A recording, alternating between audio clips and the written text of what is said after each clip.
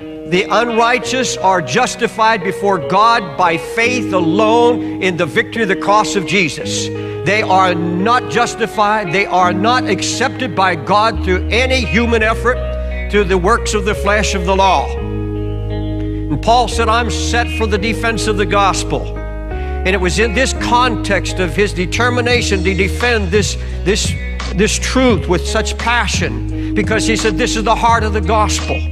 This is the very heart of it. You give up on this point, you have no gospel left. And he says, it was in defense of the gospel that he said, I will fight any deviation from the heart of this gospel.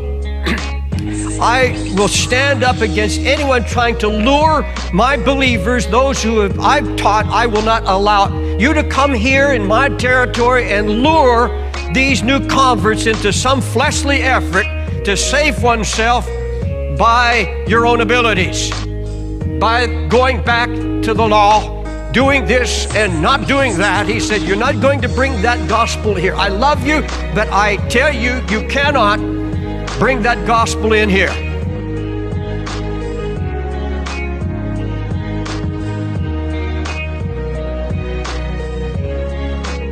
Problem with this idea of working out your own salvation, beating down your flesh, mutilating yourself, trying to be holy.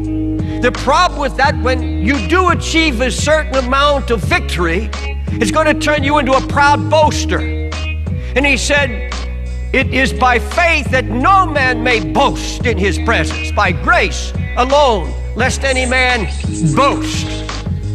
This is the problem with Christians today who say, if I just try a little harder, if I can just dig down deep into my innermost and find some kind of inner strength that I've not yet found, if I can just go down deep inside my guts and pull some kind of strength out of my own being, I can lick this thing.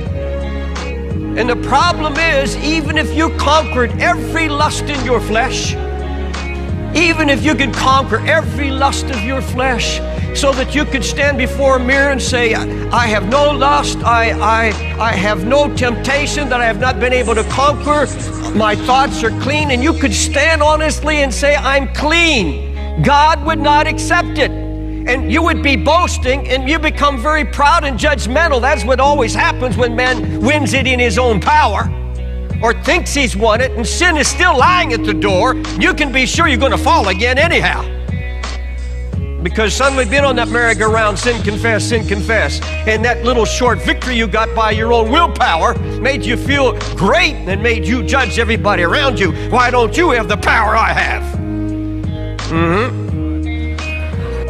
Believe me, folks, any gospel that promotes confidence in the flesh is another gospel.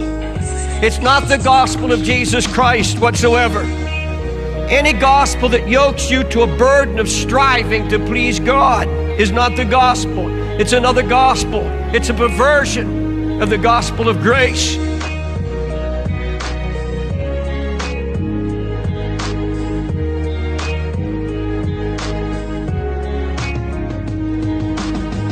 On this issue, no. On this issue of holding fast to justification by faith alone and not by human works and human ability, I will withstand you. I don't care if your name is Peter.